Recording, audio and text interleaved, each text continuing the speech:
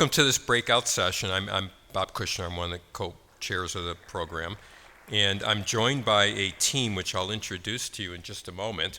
And the title is Me, You, Us, the Team Approach to Medical Weight Management. So one of the things that the program committee wanted to do was to get you into the minds, if you will, or inside the kind of the back room of how a team operates. So many individuals in this country are struggling with their weight and going from self-help book to commercial program to other types of group programs or primary care physician or primary care provider who's working one-on-one with the patient. And when it comes to professional weight management, the trend now is to use interdisciplinary teams. So it's having multiple professionals look at your situation and through a team approach come up with a treatment solution that's best tailored for you. That's kind of the team approach to weight management. And we thought the best way to demonstrate what a team approach is to weight management is to actually invite a team and have them discuss their view of a particular case. And the case was generated by the team from their practice as a way of illustrating the types of things that typically arise and how they would actually approach it. So I'm going to read the case to you in a moment, but I want to introduce the team first. And they're all from BMI of Texas, or Bariatric Medical Institute of Texas here in San Antonio. And it's Dr. Jenny Seger, who's sitting all the way to my left, who's board-certified family medicine physician and a diplomat of the American Board of Obesity Medicine. Jody Robinson, who's in the middle, who's a registered dietitian in practice, and Dr. Susan Mengen, who is a certified eating disorder specialist. You're going to hear from each of them as they put their glasses on, if you will, and look at the patient from their perspective. And after that, we'll have a panel discussion, and I invite all of you who wish to ask a question or challenge them, or what would you do here, or anything they said, to do so, and that's why we have a microphone in the middle. So I'm going to read the case out loud so everyone's on the same page. Everybody should have this. And it's a case of Susan.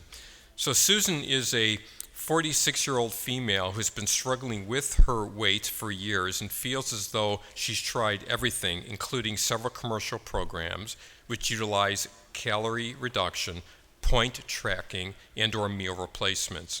Despite some initial success of losing 20 to 25 pounds, or about 10% of her body weight, she always seems to regain the weight within a few months. She's extremely frustrated and feels hopeless. Susan's initial weight, it was 218 pounds, which is a body mass index of 34.5, which is equivalent to a class 1 obesity. She has known high blood pressure, hypothyroidism, depression, and irregular menstrual cycle, and she's been on medication including metoprolol, levothyroxine, and citalopram. Susan's married and has 2 children ages 12 and 15. She works full-time as an administrative assistant, and her husband is a police officer who works night shifts. Over the past years, Susan has lost her mother to breast cancer and has had to travel back and forth to her hometown to help care for her father, who's in poor health due to complications from diabetes and cardiovascular disease. Although Susan has exercised intermittently in the past, she is not currently physically active. She's a non-smoker and consumes 1 to 2 glasses of wine each night. Susan frequently skips breakfast and eats many of her meals out on the go due to her kids' busy extracurricular activities. This is probably quite typical, certainly typical of a patient that I would see in my own team as well. So to start us off, I'm going to ask Jenny to go ahead from a medical perspective how she would actually look at this case.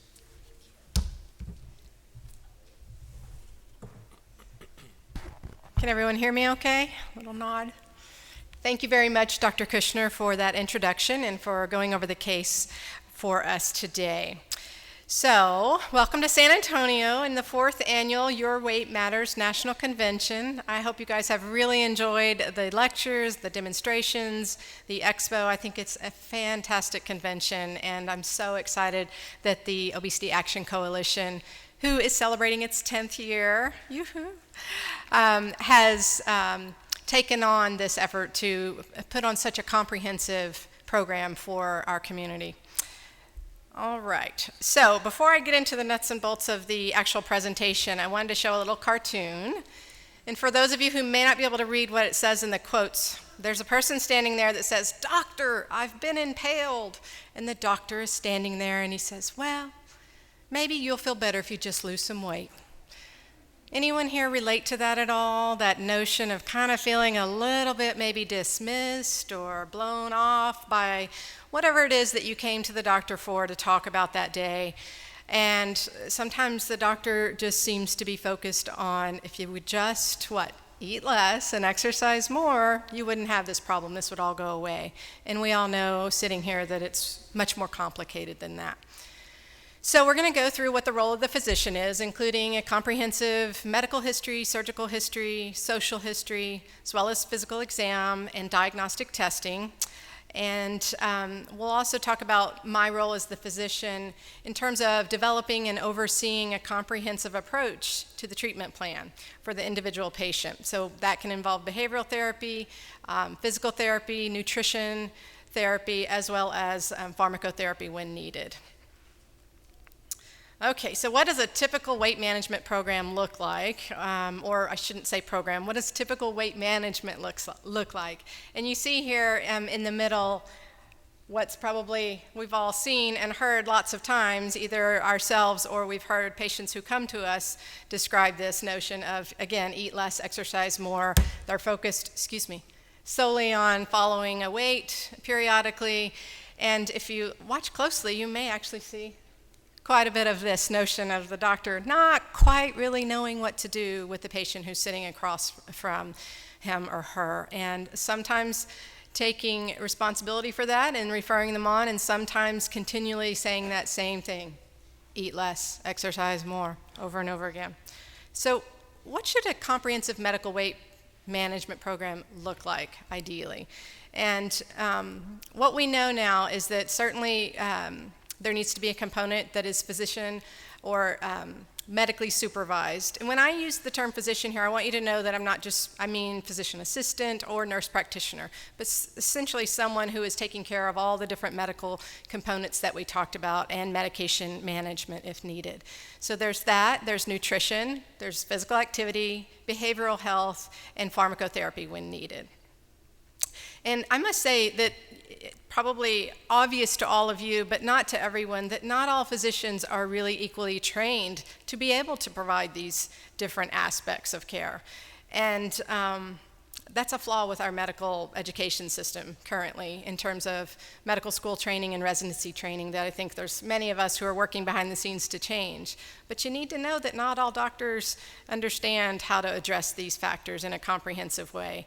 But hopefully, we can start to spread the word that there are physicians who are qualified to do so. Which brings me to my next slide. What is an obesity medicine specialist? And it's basically a physician who has expertise in the field of obesity medicine and has dedicated either a portion or all of their practice to the prevention and treatment of obesity. And ideally, we would like to see more and more physicians who are certified by the American Board of Obesity Medicine. You see some resources here for whatever community you may live in where you can find these diplomats, because it's still not very well known that this entity exists, and we need to help spread the word. So here's just kind of a visual picture of what the role of the physician is, and I kind of describe myself, many doctors, even if you're not in this field, wear many hats depending on their specialty. Well, with obesity medicine, it's really you're wearing lots of hats and taking them on and off, sometimes within the same patient encounter. So I'm a communicator, a facilitator, I am an investigator, if you will, and critical thinker, and then oftentimes I'm a patient advocate cheerleader. So we'll talk about those in more detail. This slide really talks about the causes of obesity, which many of you may be familiar with, but sometimes there's some things that surprise folks when I talk to them. We typically, in our practice, have a new patient class in a small setting, and we go through all of these things in detail, just to help open the patient's mind that obesity is a disease. It's not a character flaw, it's not a problem with lack of willpower or laziness. It is multifactorial in terms of what causes it, and you can see here diet certainly is one of the most important, if not most important, variables that we address when we're trying to help someone lose weight, but other things, sedentary lifestyle and sleep disruption, believe it or not, can really play an important role in weight gain and interfering with someone losing weight. And that's both the quality of sleep as well as the quantity. Stress, and we'll hear more about that later. Medications that the patient's on, which many can be hundreds and hundreds, can be weight positive. So we always want to take a critical look at that. Other medical problems the patient may have, some which may be obvious and already diagnosed, and some that may be there that have not even been established yet. And then sedentary lifestyle, hormones, and genetics. So the physician's role, we'll get into that. So first and foremost, what I want to do is kind of figure out why it is that the patient chose now to reach out for help. What were the driving factors for that patient to pick up the phone and make that appointment now versus, say, a year ago or a year from now? So we really want to get at those motivating factors and try to determine what the patient's level of readiness is. Sometimes it's a scare and they have a new diagnosis from maybe their primary care physician who has, told them they now are pre-diabetic, something along those lines. Sometimes it's something related to a family member. Maybe it's the loss of a loved one or a family member or a friend who has a serious illness which made the patient sitting across from me really start to take stock in their own health. So that's important, though. We really want to know where the patient's coming from, where they're starting. We really want to delve into their pattern of weight gain and looking over time, when were the time periods when there was maybe a more rapid weight gain? Has the patient been struggling since they were a child? And then graphing that out actually can really help us to pinpoint together as a team what variables were at play when we saw maybe an upward slope of weight gain, and we can really drill down on those variables. We want to know about previous efforts the patient's undergone to try to lose weight and what worked, what didn't work, what he or she liked about certain programs, and what he or she really disliked about certain, when there's always some of both. And that's important when we're trying to design an individualized approach, again, to the patient sitting right in front of me.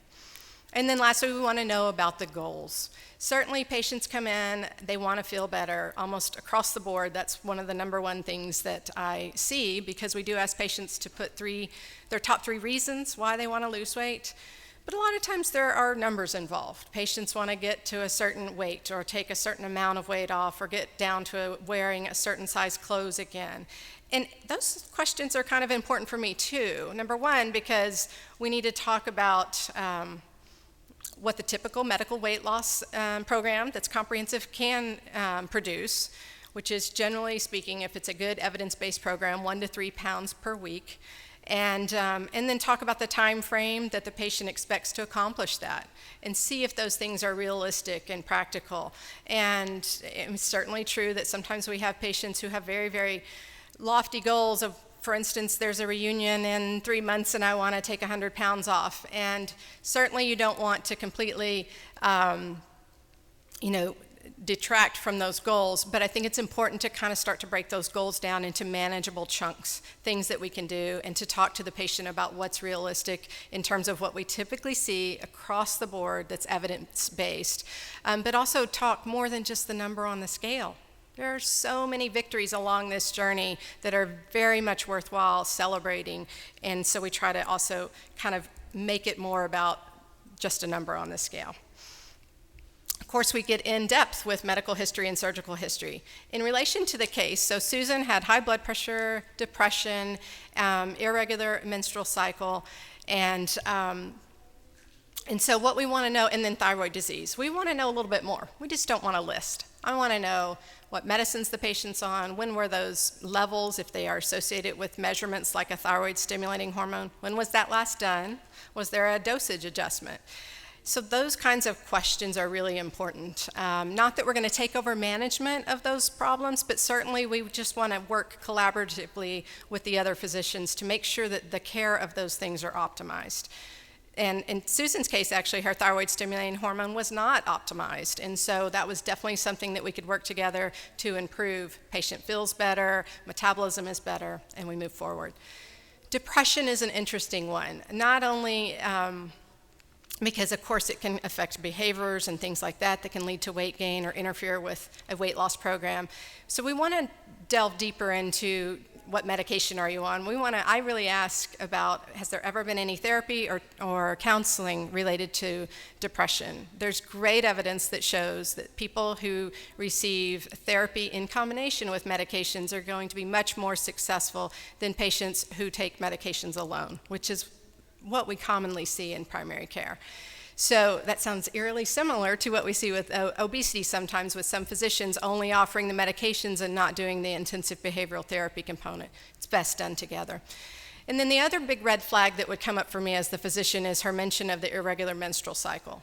She's 46, maybe she's just getting closer to menopause, but we don't know. And until we dig deeper to kind of tease out what might be causing that, we can't just assume that that's what it is.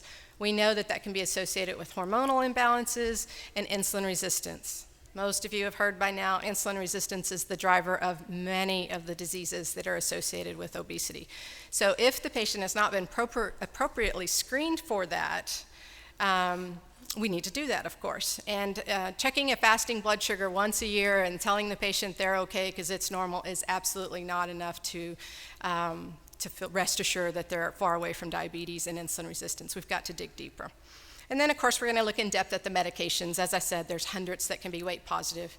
It's not that I would immediately want to switch. Susan is on two, citalopram and metoprolol, that are in the weight positive category. Doesn't mean I immediately start changing medications, but I file that away. We talk about that together. And certainly if we see that the patient is not making progress like we would expect and she's kind of doing all the things that we're asking, that's definitely an area that we need to get on the phone with the primary care doc and address and say, what about switching her to X, Y, and Z, which may be a weight neutral medicine. And believe it or not, sometimes we can actually choose something that's a weight negative medicine, which means it actually will help the patient lose weight. And diabetes meds in particular, there's a whole family, and they all fall into various categories of being weight positive, neutral, or weight negative. Major life stressors. Everyone can see Susan is really stressed to the max here. That's a really important part of her story to appreciate. You can't, just start to rattle off X, Y, and Z. I need you to do this and that, and let's do that. Patient walks out the door, and it's real life for that patient and all the various struggles that she's dealing with. So it's just important to really show empathy and compassion and know that this is, a marathon, a journey, not a race, and take that journey with the patient and being able to understand what she's facing in terms of challenges and how that's going to play into her level of activity, food choices, things like that. Family history is also very important. We got also some clues from the case that Susan was having to help take care of her father, who had diabetes and cardiovascular disease. Turns out Susan had never been screened for any kind of cardiovascular disease in terms of stress tests, calcium scoring, and things like that. So that's something that's definitely on my radar that we might want to add on for this particular patient. So looking for red flags and clues that might tie together the patient's story to maybe some underlying issues, again, that the primary care has not come across yet. Physical activity, we just kind of want to know where the patient's starting, right? Because to write an exercise prescription for someone who absolutely hates exercising, that's just not going to work. So we want to know kind of where they're starting, how sedentary they are based on their job and family activities, and just have a starting point. And that way we can start with just baby steps, becoming more and more active. And it also kind of gives us a feeling for instance, with Susan, she has exercised in the past. That may make it a little bit easier to kind of reintroduce that when the patient's ready.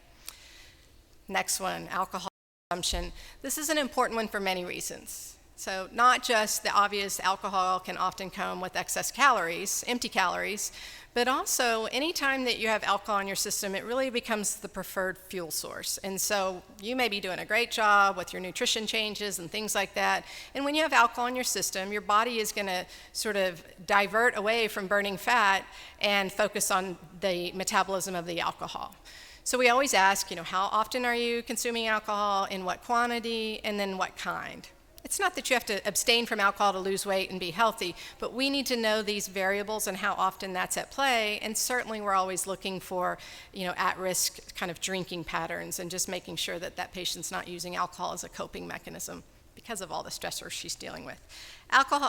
Dietary history, I'm going to kind of just say that I do go into depth with my patients. Yes, we have a dietitian who also sees the patient one-on-one, but I, as the physician, that really helps me understand part of the contributing factors potentially to the person's weight gain. So I do get into depth, but I'll let Jody go into that. Here you have a slide that just kind of shows you, this is not all-inclusive, there's more, but these are some of the major adverse health consequences associated with obesity. You probably all know that. But as the physician, my role is to dig deeper, to ask the right questions that screen for these kinds of things. So for instance, the quality of sleep, snoring at night that might suggest sleep apnea, and they've never had a sleep study. That can really disrupt someone's efforts to lose weight. Symptoms of gallbladder disease and whatnot. So a very thorough review of systems is what you should expect from your specialist. Of course, we do a thorough physical exam, and it's very important to get some very accurate baseline measurements. How many people have been measured in terms of their height in the last year or two with their doctor? So a few, that's fantastic. I would say probably the average adult has not been, because everyone, they hit their adult height and they think that that's it. And a lot of times at doctor's offices, the medical assistant will just ask. We have often caught at our office sometimes as much as 2 to 2.5 inch differences from what the patient reports, or at least their last recollection of when they were measured, to what they actually are at that time. So some changes that go along with aging. So make sure that they're measuring height, weight with a consistent method. Visit to visit's important. Body mass index calculation so that you can see where you fall. That just helps us understand risk for some of these adverse health consequences. Body composition is really important in my mind, if it is available, because you have someone who's making nutrition changes, then they start to exercise, and then you may see some changes in the body composition that make it look like they're not really making changes if you just looked at the scale. But if you look behind the scenes, you're seeing some very favorable changes, as well as loss of inches. So of course the other measurements that I have listed here, waist and neck. All right, so going a little bit deeper into the physician's role with my diagnostician hat, my critical thinker hat, I am putting together the puzzle pieces of the history, the review of systems, and the physical exam, and figuring out what tests I need to order.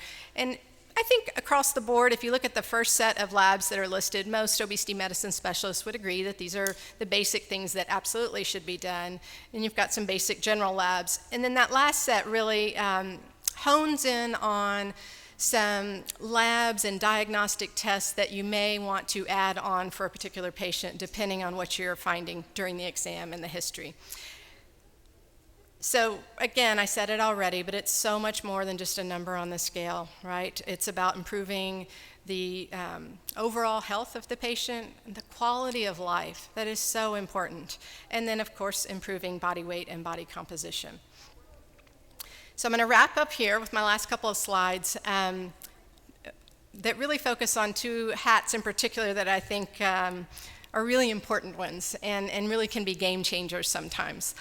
And that is the patient's role as, the physician's role as a patient advocate and cheerleader, which I find myself wearing that hat a lot, and I like it. So it's important from day one that we let every single patient know that it doesn't matter if you've had the most world-renowned bariatric surgeon or the greatest medical weight loss program, you are going to hit plateaus, period. The end of story. Everyone will. It's not this beautiful straight down slope, right? If you looked closely, there would be kind of little steps that you hit along the way. And if you don't let patients know that up front, what's going to happen? The patient's going to feel like either they have failed or the program has failed them. Correct? So it's important to kind of just, let people know that up front, let them know this doesn't mean it's not working. Sometimes this body just kind of needs to catch its breath a little bit. And so we kind of want to just lay the groundwork that that's not necessarily a sign of lack of success and lack of progress. We look at lots of variables. We also want to plant the seed for long-term sustainability and maintenance from day one. We really want people to understand this is a lifestyle change. It's about healthy living. It's not just about taking 20, 30, 50, 100 pounds off, but if you do that and you don't end up as a healthier individual with a more, robust and vital life, what have you really gained other than wearing smaller clothes? We really focus on those other aspects. We have the patient often maybe create a gratitude journal, whether it's a running mental list or something they actually write down. Victories, things that they can do now that maybe they couldn't do in the past. And that's really fun to share with patients. And of course, we really want to help the patient move past the guilt and shame that so many are carrying with them, and often for decades. So yes, we involve behavioral health with that, but the dietitian and myself, we really take responsibility for helping that to happen as well.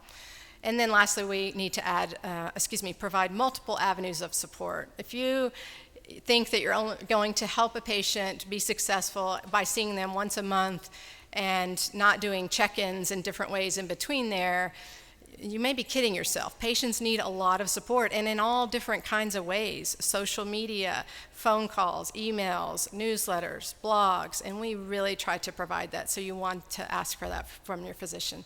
And last one, before I'm done, is just the role as communicator. So not only being a good communicator with the patient sitting across from me, talking about things, educating, and then kind of having them, summarize that back to me to make sure that they are understanding what we're talking about. But certainly communication with their other physicians is critical, and with the other team members. Sharing of new information, such as the results of diagnostic tests and labs, is important. You don't want everyone repeating labs and just running up the cost of healthcare. We can share information and be very effective. And then communicate progress with everyone on the team, including the patient sitting in front of you. Really celebrate those successes, as small as they may seem to you or to that patient.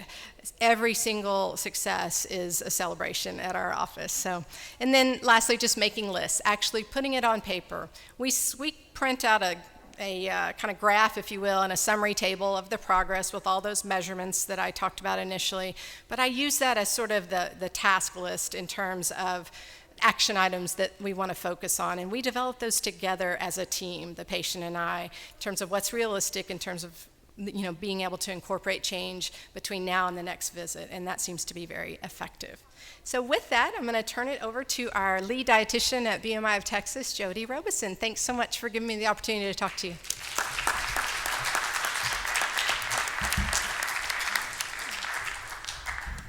Hi everyone, thanks Dr. Jenny. My name is Jody Robeson. I'm a registered dietitian and part of the medical weight management team at BMI Texas. I'm going to start the next couple of minutes echoing a little bit of what Dr. Seger went over in regards to being a part of a comprehensive team and focusing specifically on the role of diet and exercise within a medical weight management practice from a dietitian standpoint. All right, so the learning objectives kind of are giving an overview of the role of the dietitian in medical weight loss. So kind of what we do for our patients on a day-to-day basis. And of course, tying it back to our case study, Susan. So dietitians in a medical weight loss practice complete a comprehensive diet and exercise history and complete an individual assessment of nutritional needs. We teach in-depth nutrition education, identify potential challenges, and develop strategies on how to realistically make positive behavior change, and develop individualized meal plans, set short and long-term goals for both diet and exercise, and provide long-term support and encouragement. All right, so nutrition, perhaps the single most important factor in influencing health, but clearly the most complicated and controversial. There are countless diets out there, everything from cabbage soup to Atkins, so kind of A to Z. I mean, how many of y'all have even tried some of the ones on this screen? Yeah. And the problem with diets is that they're just that, they're diets. And so our goal is to assist you in any way, not just doing another temporary diet, but a long-term life change. So dietitians kind of help to answer some of those questions and sort through the misinformation that's out there. So we kind of want to simplify that information for you and kind of get an evidence-based, information-based plan. So the dietitian's role in medical weight loss starts with chart review, whether that means from just simply looking through the notes from the physician or other members of the team, or collaborating together prior to the initial appointment, if necessary, just to ensure consistency and coordination of care. They're all patient-centered, of course, and so your individual circumstances matter and should and will be addressed and recognized throughout the entire session.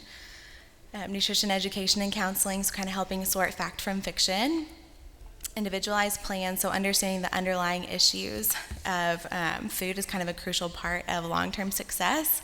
And as dietitians, our job is to take as much stress, heartache, time, and energy off of food and food-related decisions. So this is kind of when we get a plan that is specific to you and your family. So goal setting, promoting health and wellness, and kind of all aspects of those terms, and then providing long-term encouragement and support. So diet and exercise history. A large portion of your initial appointment with the dietitian is spent on diet and exercise history, kind of like Dr. Seger was saying. We want to get to know you. We want to know what has worked in the past, how long you've been overweight, what do you feel like some contributors to your weight have been, which I feel like is a really important aspect of the history. What your successes and failures have been in your opinion, and then we go from there. So just like with Susan, who mentioned she'd been struggling for years, tried everything, regained the weight within a couple months. It's important to address why, kind of what worked about the program, what didn't, and how we can adjust our plan accordingly. So some of the main things we discuss with diet history are your previous attempts to lose weight, your dietary recall, so intake, your typical intake of food, what your meals are looking like, access to food, prepare and timing of meals, triggers, likes and dislikes, food allergies and intolerances, emotional eating, family and cultural influences, and readiness for change. Exercise. So some statements we hear a lot regarding exercise are just like, I know I'd lose more weight if I'd exercise more, or if I amped up my workout regimen, I'd be losing at a faster rate. But honestly, exercise is a smaller component of weight loss than you'd think. So not that I'm condoning not exercising, don't get me wrong, but however, it's 80% of weight loss is food related and 20% is exercise. And so we start slow. We tend to focus on food first, and once you've built a firm foundation of food and that change that comes with all of the aspects that affect every area of your life, then we kind of go into more exercise, which we view as kind of a little bit secondary. Always beneficial, but secondary. So still, it is a crucial component. So the things that we do discuss regarding exercise history are your success and failures, of course, of your previous efforts, your preferences, your current status, so where you're at right now, your perceived barriers, which I think is an important one because there's just such a negative perception of exercise in our society that it's just a chore and it's something we have to do, but kind of talking through some of those things is important to you as an individual. Medical conditions that could potentially hinder an exercise regimen, which we would, of course, always put first and foremost. So individualized nutrition needs. So there is no such thing as a perfect diet, unfortunately. There are many factors that your individual nutrition needs are dependent upon, one of which being underlying medical conditions. So macronutrients, protein, fat, carbohydrates, can have dramatically different effects in your body in terms of pathways and signals that are either suppressed or activated. So like foods high in carbohydrates trigger a sharp rise in blood sugar or insulin. However, fats cause no insulin rise. So family structure and home life can affect your nutritional needs, cultural background, food preferences, cooking skills, all those things. Financial and time constraints, probably the biggest ones I hear. So caloric restriction is important. However, if you can teach people to focus more on real or whole foods, which are nutrient dense and enhance satiety, calorie counting or carb counting, whatever you're doing, is often not necessary long term. So there's not necessarily a one-size-fits-all diet, but the foundation is all the same. So similar modifications of caloric restriction. Good news is everybody responds differently, so we kind of go over in the initial appointment with the dietitian, you go over kind of the science behind how foods affect your body and how foods are stored in your body and different foods, how you respond to that. From there, you get more individualized and more specific. So we understand now more how macronutrients affect hunger, blood sugar, inflammation, etc. So more than we ever have before, which allows us to individualize it even more. So since research is always improving, it's important to find a dietitian who is up to speed on the latest nutrition science and will individualize your plan for you, which is you can definitely find, so don't settle for less than that. So nutrition education, dietitians teach, like we were talking about, the science behind how your body responds to various foods, so the food chemistry. Excess sugar is stored as fat in your body. That's a good example. The importance of adequate protein. The dietitian's goal is kind of to equip you with a firm foundation of nutritional knowledge that'll last you a lifetime, because you aren't going to count points forever. And so I think it's important to really understand the root of food and what that's doing in your body in order to make a long-term life change. So since we're focused on that, it's important to understand why. All right, so other parts of nutrition education are utilizing internet resources and apps, having models for portions, examples of labels, what it's going to look like at home, and having educational handouts and individualized for you. We have a lot of resources available kind of regarding whatever topic you can imagine. Always addressing the behavioral component, because nothing's really about food, and so addressing kind of more of the root causes of what's really going on. Becoming more aware of why we eat outside of hunger, things like that, addressing coping mechanisms, temptation. Because, for example, Susan, one of her biggest challenges is lack of time, and so what we would focus on together is brainstorming meal preparation, how we're going to make that actually work realistically without it being an overwhelming task. So getting more specific as we go. So dietitians should definitely encourage problem solving and making sure that you're an active participant in the weight loss journey. So identifying potential challenges. So the important, if not the most important part of your journey with a dietitian and medical weight loss team in general is because it is identifying the challenges that you're going to potentially face. So this is kind of what makes it unique to you and sets you apart. Everyone faces similar issues, so we hear similar things, but everybody's circumstances are what are unique. So we work with the patient to make sure that they make their health and wellness a priority. I think this is an issue I see a lot of speed bumps with, because especially with parents, and like Susan, who has 2 kids and is married and working full time and taking care of her grandpa or her dad,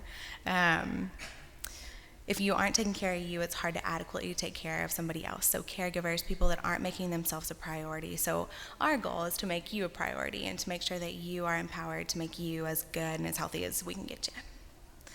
So cravings, temptation, addressing methods to overcome that temptation, having a plan in place. It's always nice. Temptation's coming, so it's nice to have a plan for when that does present itself.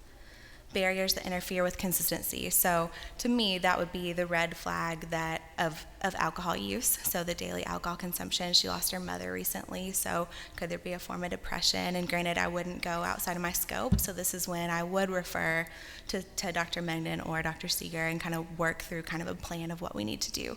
I would ask about it and address it, especially feeling hopeless and frustrated. That could definitely be diet-specific related, but it could not be, and it could be deeper, which I would refer out.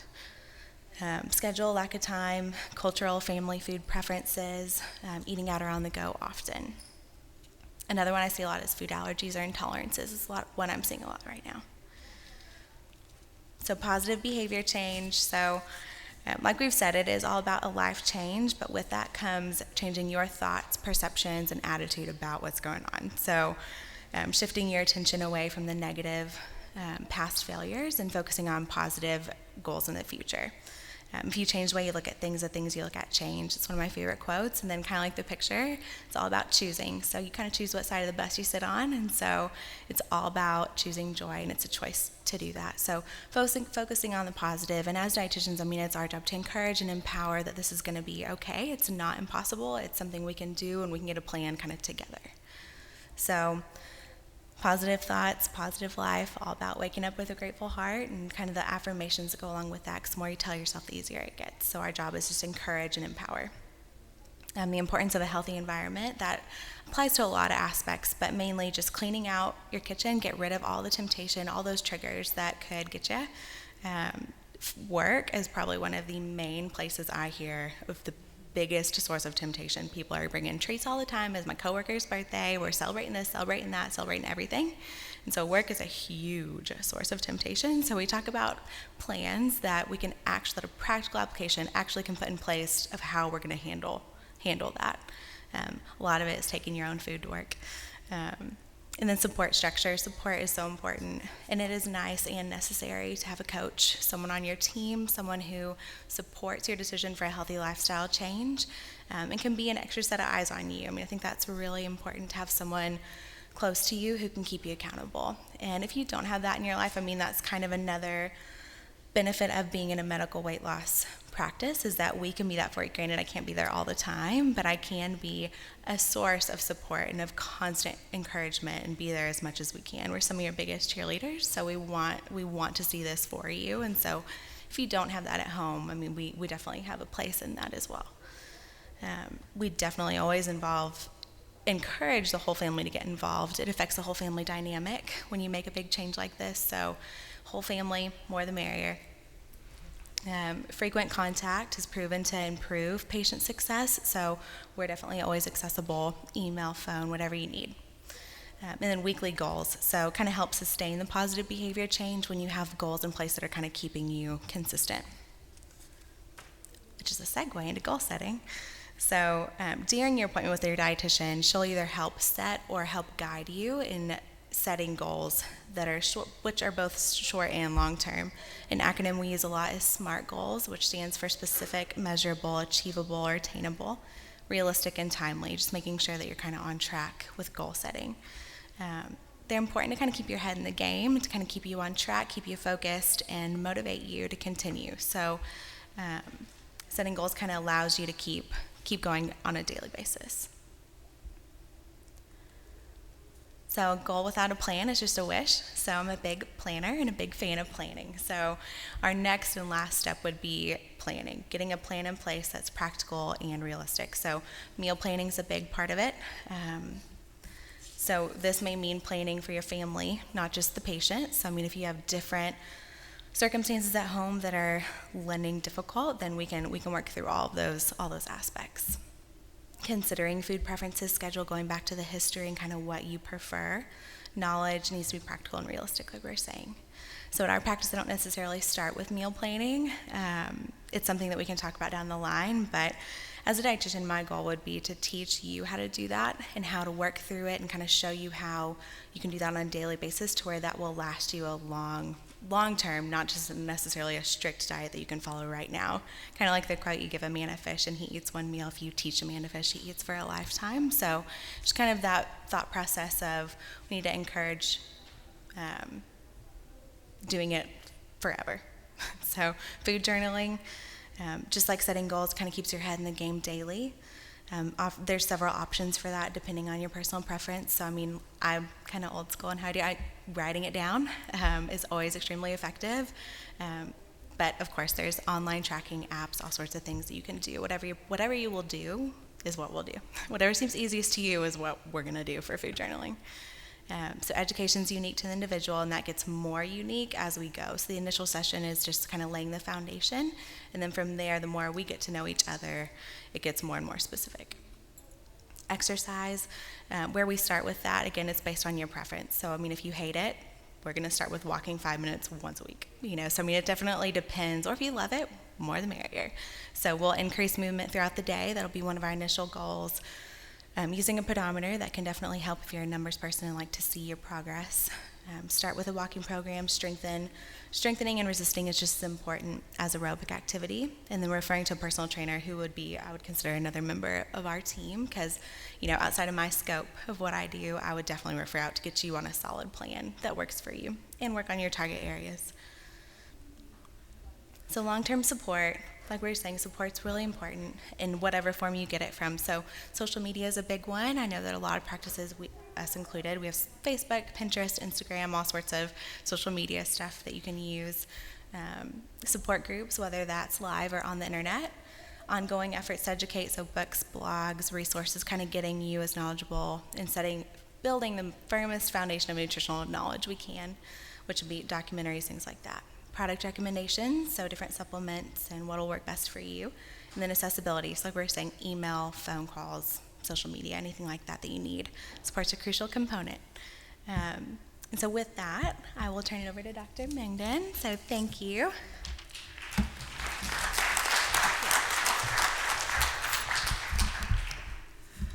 Okay, so the newest member of the team out there are the behavioral health specialists. And what are we are specialists in behavioral intervention.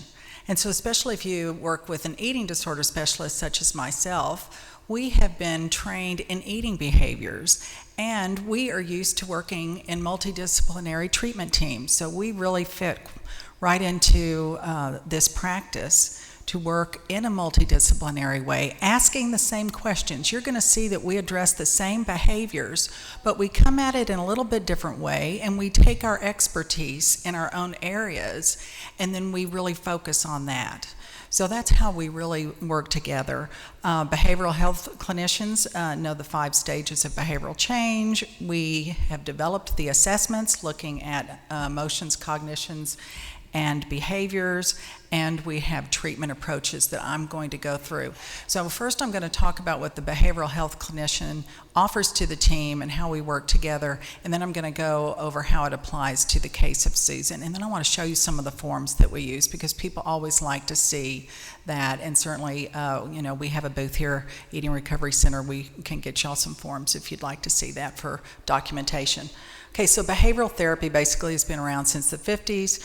Behaviors are thought to be either learned or reinforced by others or shaped slowly by others. So eating behaviors certainly fall under this arena of behaviors. The goals of behavior therapy are to set target behaviors. This enables people to have achievable goals and to meet them versus the overall, lose weight, but maybe to make smaller incremental behavioral changes. We identify the actions that explain why an individual stays in a certain behavior, and that is really freeing for a person. Often people come in and go, I don't know why I keep doing that over and over again. Well, this, the behavioral health clinician can help you figure that out. We also do, like I said, we can do a lot of testing and instruments which really supply information to dietitians and physicians. Okay, cognitive therapy is also one that is used here because behavior is highly driven by our thoughts, our automatic thoughts, our underlying belief systems, and how those affect our emotions and then result in behaviors.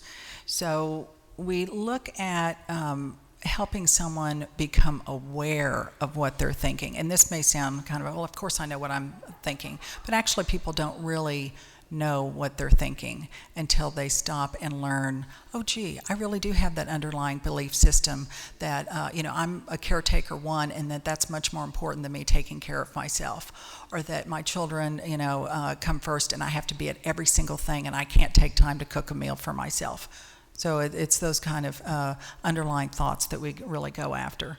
The overall goal of cognitive therapy is effective behaviors. And when you look at and you talk about behaviors not being good or bad, but as effective or ineffective, people really, you take the judgment out of it, and people really are motivated to, and can achieve them.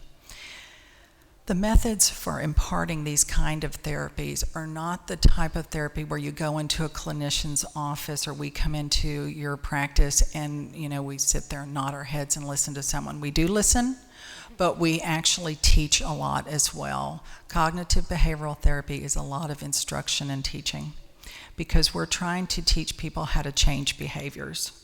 Okay, and then we have a lot of different ways to get assessments, as you know.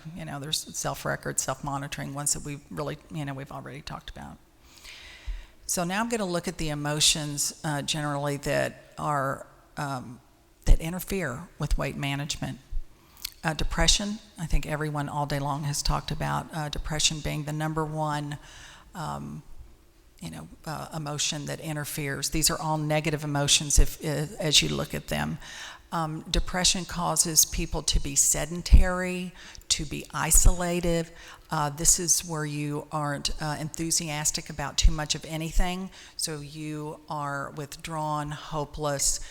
You will stay in bed most of the time. You won't get out and move. So all of those behaviors, all of the behaviors that follow from depression will interfere with weight management. One of the emotions that I didn't put on there, and I cannot believe it, is shame. Shame is a very important negative emotion that keeps people from even approaching a center like BMI Texas.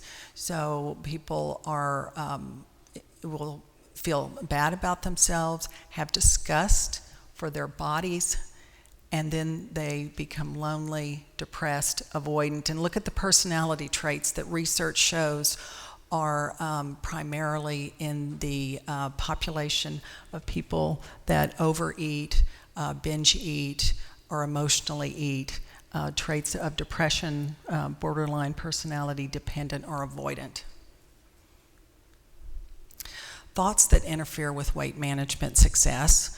The diet mentality, Jody looked at that a moment ago, and all the myths that we have, that if someone feels like, oh my gosh, I can't eat at all, or I have to only eat, at this time of the day, or drink, for weight loss, I can't do anything else.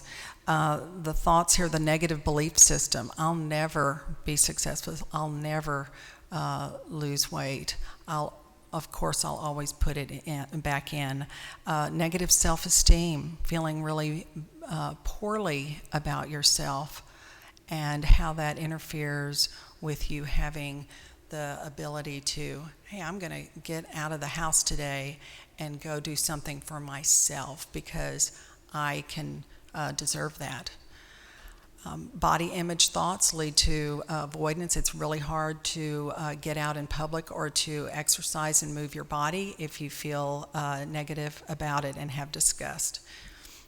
Okay, the caretaking role is another one, really putting others in front of yourself, and then that's part of this case. Behaviors that interfere with weight management. We've all talked about the substance use. Behavioral health clinicians know that people usually underreport their substance use, certainly their alcohol consumption, so we can help with that. The inconsistency in following a meal plan, certainly, and that would be something that I would receive a message from Jody that they're really not following their meal plan, or they're trying to overly undereat, which means they're not eating enough throughout the day. There's a lot of reasons why people don't exercise. Sometimes it's just because they don't like it, but other times it's because they've been bullied, or because or teased, or had some kind of exercise trauma. So we look at having joyful movement, because research shows that if your activity or your movement of your body is joyful, there is more of a chance that you will continue it. And remember, we're trying to make lifestyle changes. So we really work hard in the eating disorder world to give information on what joyful movement is and can be. We've talked, Jenny talked about sleep and how that is certainly an issue. I work also with a sleep specialist who gives lots of information, and we use actigraphs so that we look at what is going on with a person at night. How much movement are they actually doing at night, or how many times they wake up through the night. People often wake up through the night and they don't realize it.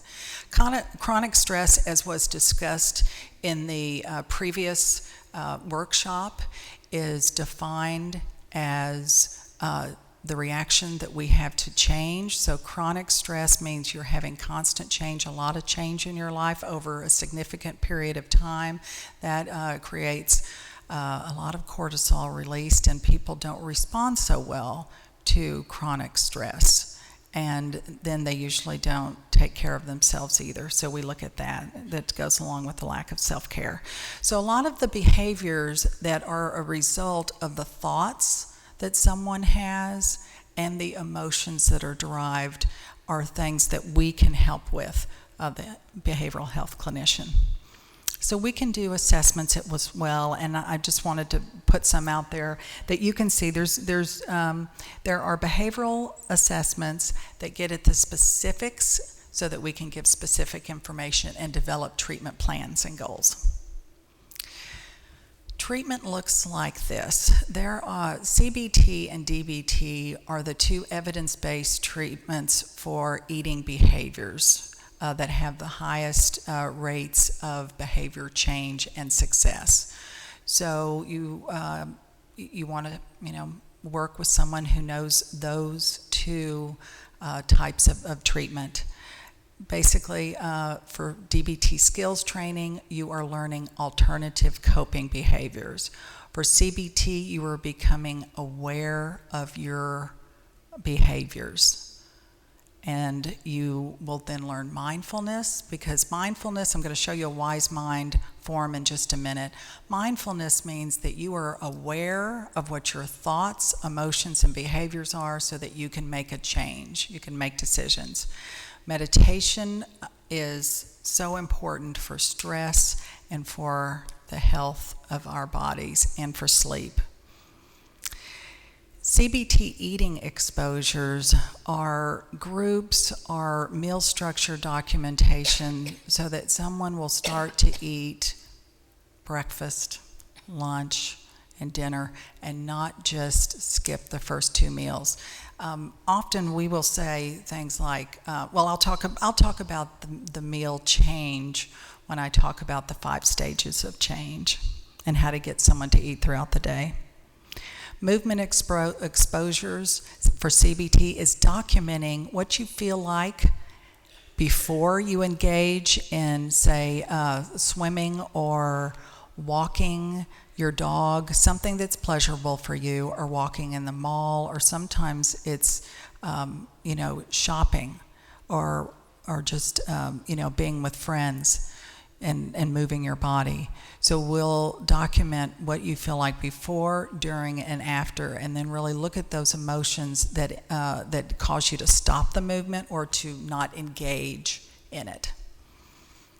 Support groups. What I want to say about that is a monthly support group for people who are trying to lose weight is not enough.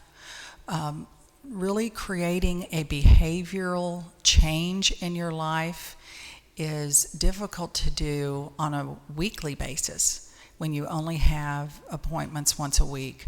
So that is, if you and your practice are only offering monthly support groups, please consider making those weekly and encouraging people, if they need it and could use it, into also weekly individual behavioral management. So the case study of Susan, I just wanted to put out there that this is where we can help with. We identify the emotions. Okay, we've talked about those earlier. We want to see what her feelings are about her husband being a policeman. Is this woman in high anxiety? We don't know. But that's one of the things that we can give information about. What does it mean that she's, probably overwhelmed? She's probably angry, anxious. She's grieving. She's depressed, we know that. And is she taking anything for it? Is she using an antidepressant that could help? The thoughts, getting at the underlying thoughts is really helpful. Certainly, what are her thoughts of failure to maintain her weight loss? We can give those certainly to Jody. Assess her thoughts of her medical condition. She may be avoidant in taking her medication. We don't know about that, but you want to know, and you want to then pass that information along. Assess her thoughts about her work. Is she happy at work? Does she have a good work environment? That is so important. We know it's a sedentary work environment because she's an administrative assistant, but if she is happy there and able to have a lunch break, or maybe she's not, is she unhappy at work? Is it stressful? So we've got the behaviors identified, and I think one of the things that we want to do is share these. When we learn them, we share them in a team. Sedentary job with inconsistent exercise, what's causing that? Alcohol consumption. Like I said earlier, possibly minimizing. Okay. Uh-oh. There we go. Okay, the 5 stages of behavioral change, I've got to document a form on that in just a moment. Okay, CBT, talked about that, and DBT. Here we've got the 5 behavioral stages. Pre-contemplative means you don't even know that there's an issue there. So possibly when someone first comes in, like Susan, she may not think, well, I exercise, sometimes, so, I don't really have a problem with it. But when you start talking to her about it, you want to assess if she wants, where she is being motivated to exercise more and to move her body more. So initially, you want to find out what stage she's in. Is she in the stage where she doesn't realize it's a problem, or is she in a stage where she's going, yeah, I think I should. She's doing pros and cons. She's thinking about changing her behaviors because, gee, everyone's telling me I need to move my body more. Do I really need to? And then the preparation for it, actually the small steps of planning how to incorporate it into a busy routine. This is a woman who has a lot going on in her life, and she can't just get a prescription that says go out there and exercise. It has to be broken down into tiny stages, tiny steps, so that she actually will do it and be successful at it. Then the action is making the change. And maintenance is maintaining it. 2 years. It takes a long time to form a habit. 28 days, we all know that, but it takes a lengthy amount of time to change eating behaviors as well. This is another form that I like to talk about. It's called the wise mind. This is where someone learns how to make decisions for themselves, and this is making healthy decisions about exercise and healthy, effective decisions about your eating behavior. So let's use the example of breakfast and being too busy. The emotion mind could say, I'm too busy. I've got to get my kids out the door for school, and then I've got things to do during the day, and I've got to go, I've got to think about my father as well, and I just don't have time to eat breakfast, and I've got to get to work, and I stayed up too late last night, so I just can't do it. So you get in this emotion mind and that's not effective behavior. So your logical mind, if you can tap into it, you teach someone how to do this, the logical mind says, I have time to plan. Maybe on Sundays, I'll plan what I'm going to eat for breakfast every morning this week. And I will plan it, and I will not spend much time in preparation because I don't have much time in the morning. But you come up with logical things that you can do so that your wise mind decision, which says, although I'm very anxious and nervous and I have to get out the door, I can take 5 minutes to feed myself breakfast because I've planned a little bit and I can actually do it, and maybe even 10 minutes. But you eat something and you get your metabolism going and you feed your body. So many decisions throughout the day, we make an emotion mind, and so getting someone to actually make effective behavioral decisions, this form is excellent for them. Behavioral chain analysis. This is when this is a form that you use when you have made or done a problem behavior. Let's say you've skipped exercise. So you identify the problem behavior, and then you backtrack. Was I too tired? What was I thinking? What could I, what did I do instead? I stayed on the couch. I was hungry. I didn't want to do it. I felt overweight, fat. I'm calling myself these negative names. So you identify everything you were thinking and feeling and doing for 20 minutes before you had an ineffective behavior. And then you try and learn to put in skills, other coping mechanisms, so that when you realize what you've done, you can change your behavior. These are CBT highly effective tools. So the goal of the skills groups, like I said, and the weekly, are to learn how to change your behavioral, emotional, cognitive processes associated with, in this instance, problems with eating and in living that are causing one misery and distress. We know she is distressed. She's come in saying that she's upset about it. So we apply these training modules. Core mindfulness is becoming aware of your thoughts, behaviors, and emotions so that you can make a change in them. Interpersonal effectiveness, the in addition to negative emotions, we know that having a negative interaction with someone also causes someone to nurture themselves, usually with food. Emotional regulation, when someone is feeling depressed or angry or anxious, we use that. And distress tolerance is also used in order to have effective behaviors. Thank you very much.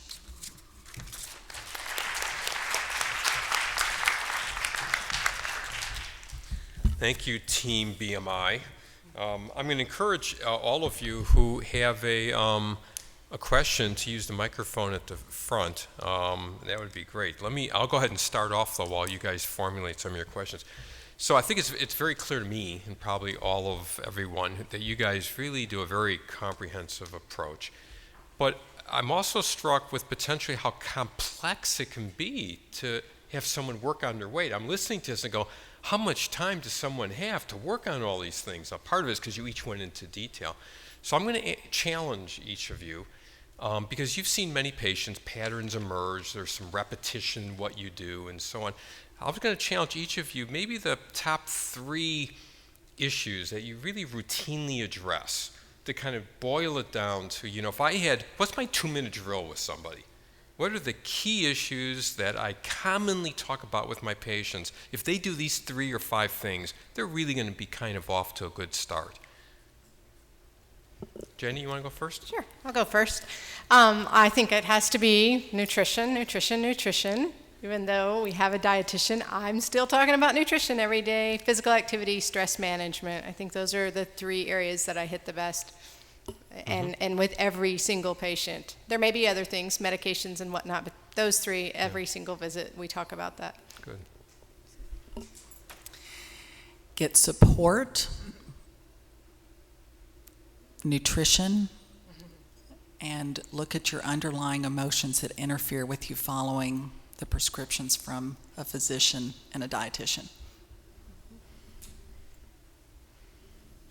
So I think 3 things that I see often are misconceptions. So the myths behind, well, I've tried Weight Watchers, Jenny Craig, Nutrisystems, and so why these specific programs don't work versus what we're going to go over. So misconceptions and myths, and then nutrition in general, because there's a lot that goes along. Like I said, nothing's about food, and so I think that, and then exercise, getting a plan together for exercise would be kind of the 3 main ones we focus on. Good. So you can boil it down to, because I'd almost think, geez, who the heck has the time to do all this stuff? But it really comes down to some key principles, and there's nuances. Right. Right? Yeah. Please. Hi, my name is Lindsay. I'm a behavioral health clinician at a program we do both medical and surgical weight loss. And my question is really for the whole team.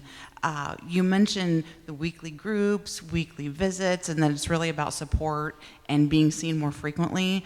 My question is about something that was addressed earlier in the day, was access to care, in terms of how does the patient pay for all of those services?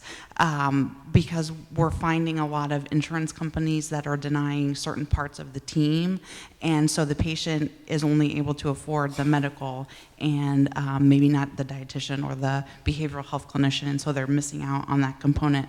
So do you have any ideas or things that you do as a team to address how a patient that doesn't have the financial resources can access all of the services that are needed?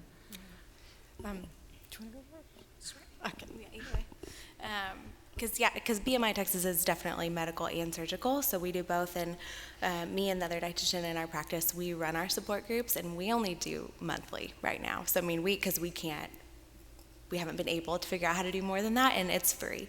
So we do free support groups, but I think that we do monthly still. Our follow-ups are still monthly because we're kind of facing some of the same issues. And so, Susan, do y'all do more frequent?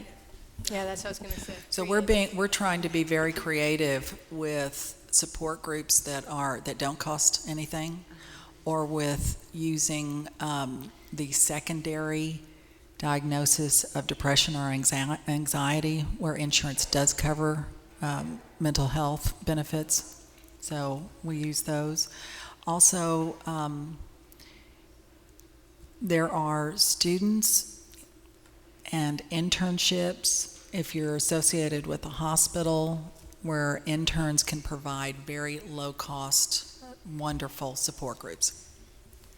I mean, you hit on a very important point. How do we provide this in-depth care? And it's an ongoing evolution, to be honest with you. We are constantly looking at what reimbursement is. Some things that insurance isn't going to reimburse straight up are cash pay, self-pay, as it stands right now in our current system. So hopefully that's going to change. Treat and Reduce Obesity Act, go. Thank you. Great. Please. Hi, my name is Liana Turner. I am from California. This sounds great, but I'm like way across the country. So is there something like this on the West Coast? How do I Absolutely. find out? What is it? What do I look for? I mean, I can Google for days, but if I don't know the exact, Right. name to find it. That is What do such I a need good to- question. I'm glad that you asked. Thank you for asking that. And I did have in my slide, we also have at our BMI of Texas booth another kind of a boiled down list of where you can turn to find programs like this. Yeah. You're right, we're not very well known. When people come in, they just are like, whoa, I had no idea that this kind of program existed. Yeah. And so I think if you can turn to one of my slides in there, it lists under the obesity medicine specialist, it lists some areas that you can go to find a clinician. And then you can go to those websites, see what their program includes, what they can offer. But definitely, I personally know some, so come find me afterwards. I know many in California.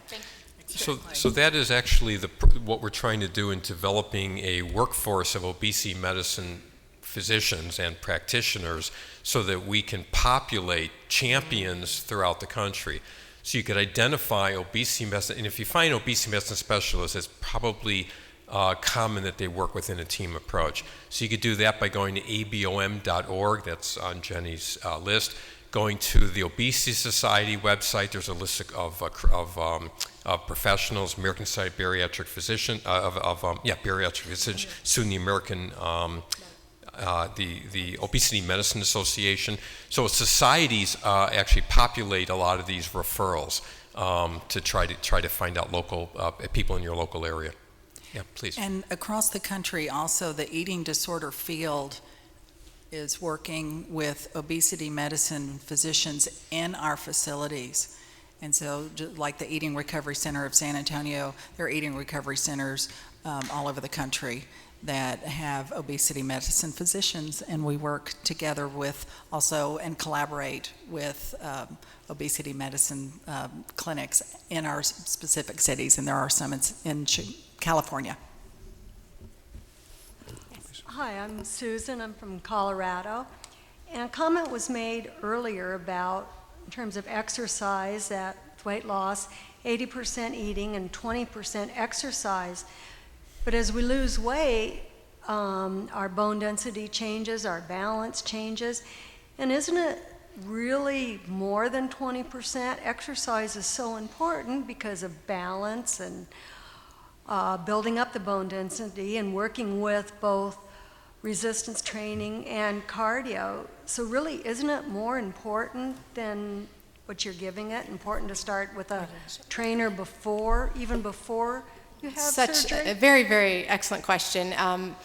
And so I would say this, and this is what I tell patients, because if you come in and whoever it is, physician, whoever's leading the discussion and the program says, okay, you need to start exercising, an hour, which that would be the goal, ultimate goal, right? An hour, 7 days a week. You need to make these diet changes. You need to get your stress under control. You need to get better sleep. Go to bed earlier. It's like people will tune you out and walk out the door. So understanding that nutrition is the most powerful thing that can turn on and off certain signals. I mean, we're talking biochemistry that's happening in the body. So if we can start to get the patient to feel better, right, by changing some of these signals, then all of a sudden they are a little bit more motivated. 5 o'clock comes, the end of the workday, because we've settled some things down, turned on some good feeling signals in the body, they are more likely and apt to engage in physical activity. So maybe that came across a little bit as though we don't highlight it as much, but we do. We plant that seed for what that goal is to get, at least 150. Ideally, if you want to use exercise as a weight loss tool, closer to 300 minutes a week. And then we talk about all benefits, like you just talked about: bone strength, stress reduction, cardiovascular, decreases cardiovascular risk, all those issues. So, but we want to try to ease the patient into it. At least that's how we approach it in our practice. Right off the bat, we say move more, every option, every opportunity you can. We try to get people to get standing desks, you name it. But in terms of structured, scheduled, dedicated physical activity, that's kind of step 2. Once we get the diet kind of feeling more comfortable and it's just nothing, it becomes sort of second nature, then that patient is ready and willing to take on the next step of, okay, how we get this exercise in the picture next. Does that answer your question? Yeah, because a really good trainer will work with the team and help hold the person accountable, both on their diet and on their exercise. And so the accountability really helps. Yeah, so to clarify, I totally agree with what Jenny was saying. It's where we start. So we start with 80-20, we kind of start there and then we build upon that and it becomes a major component of it. But that's when I refer. Foundation is the gym that we refer to, and so I do that initially. First session, I give them their voucher and I say, go talk to Rolando. And so then he does that aspect of it with him. So like that's just not what I focus on specifically, but then I refer out to him, and so he's the one that holds them accountable and stuff like that. So yeah, we do kind of all of it. So kind of like planting the seed, day 1, like I said, we do that. When we give them the voucher, they get a free 3-month membership to the gym. We really want them to, if they're ready, hit the ground running. But if it's adding another to-do on the person's list that is already kind of overwhelming, it's just going to potentially increase cortisol. So we back off from that and focus on nutrition. Right, and then we can help with the resistance to it, but certainly, getting someone to participate and move more and have and have some kind of enjoyment with it. Great, thank you. Great, glad we amplified the importance of physical activity and exercise. Sir, please. Thank you for the opportunity to ask you. a few questions of the panel. No. I'm Mickey Seger. I actually have the opportunity to work with these ladies. I'm a bariatric surgeon, so I'm the person that they didn't want up there, as they told you all the magic that they impart on people. I just really have a couple of comments, and I was inspired to come up here actually to address the question that you had about how to make this more affordable. Until we have something recognizable on a national level that everybody deserves the opportunity to get treatment, we have to be creative. And one of the things that we're toying with that's not really happening yet, but it's in my mind, and Jenny and I have talked about this at length, is just creating some smaller group opportunities where maybe a group of 4 or 5 friends might come in and cost share and see a couple of people. And so there's ways to sort of within your practice to be creative and offer those opportunities. And so we're working on some things like that. The last thing I wanted to say was just in echoing as you search for a coordinator of your care, you can't just go to the internet, like you said, ma'am, and Google weight loss, because you're going to find LA weight loss or Jenny Craig, and there's a million things, and you're not going to find an obesity medicine specialist. And so those 3 sites are really the go-to places. You will find tons of people that are out there that are advertising things that are not evidence-based, and they're looking for the opportunity to take your money and maybe give you something that works and maybe not. So please go to the ABOM website, to the ASBP website, and the Obesity Society website to look for that champion in your area. Those are great resources. That's it. Thank you. Thank you. So I have another kind of a comment, and I guess it'll turn into a question depending on how my thought process goes in this minute, is that Susan, as you present, is a very common presentation to a primary care provider. This isn't unique to an obesity medicine practice, and yet probably just a fraction of those patients find their way by searching or something to an obesity medicine practice, and then you open up this whole world of complexity and how we can help you, and depending on time and effort and resources. So I guess my question is there's more patients out there than you could possibly handle. So what patients should be seen by a specialty practice like yours versus handled by a primary care provider with a little more education and support?